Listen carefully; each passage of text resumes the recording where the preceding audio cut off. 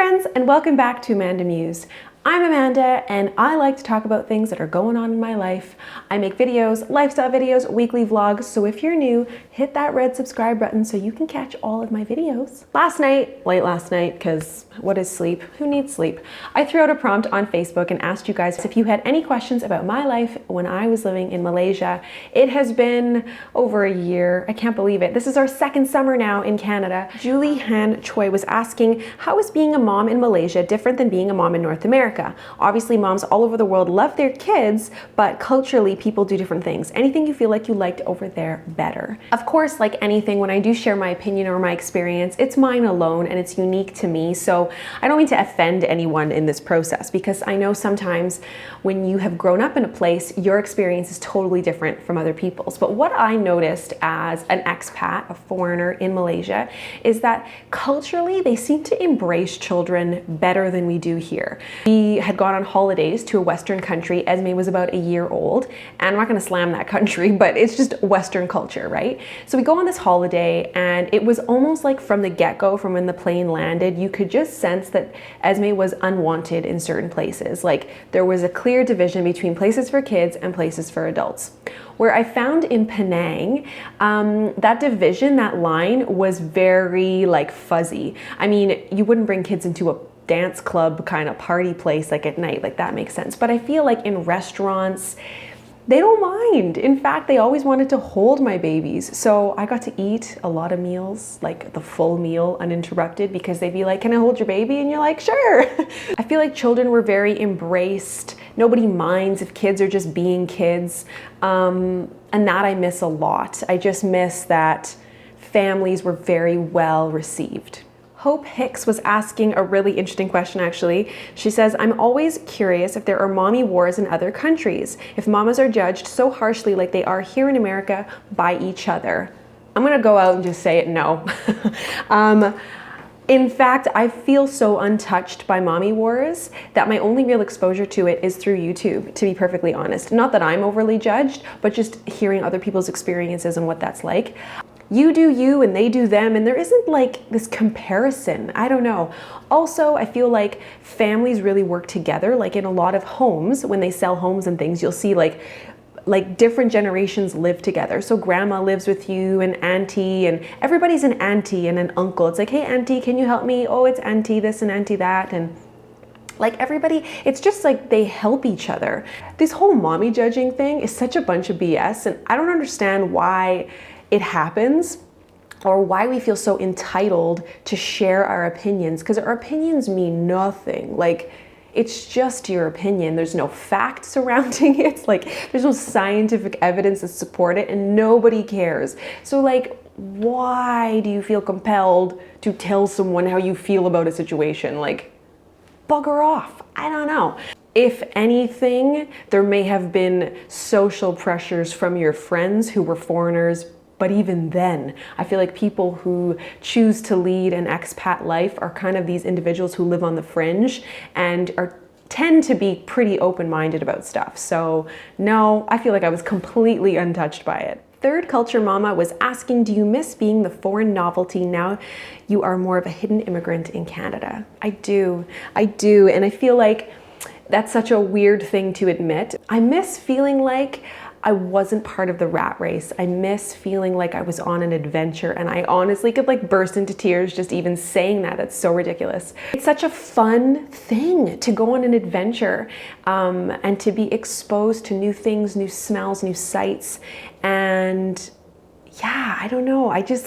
Oh, it's hard to even put into words, but I do. The short answer is yes, absolutely. I miss that. And I find my children, they might miss it too, because I notice, not so much Jack, but when Esme introduces herself to people, she's like, hi, I'm Esme, I was born in Malaysia. That's like what she says. And I find that really interesting that she identifies herself as different from people here. So that's really interesting to me. Vera Fonseca asked a bunch of really great questions, but I'm gonna focus on the last one. And she asks, were you culture shocked in Malaysia and now in Canada after living abroad?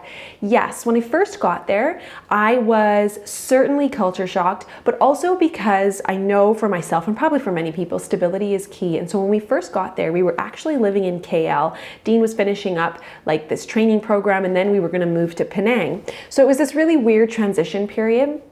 And I went from working a full-time job in Canada with a lot of responsibility to nothing. And my job was like eating delicious food and laying by the pool. So that was a really weird thing. And also because we were married but without kids and I wasn't working, I didn't really fit into like, you know, people who were, let's say, teachers or on a mission, or people who were, you know, with their families, or people who were just like traveling. I didn't really fit into a category. So it was really hard for me to meet people.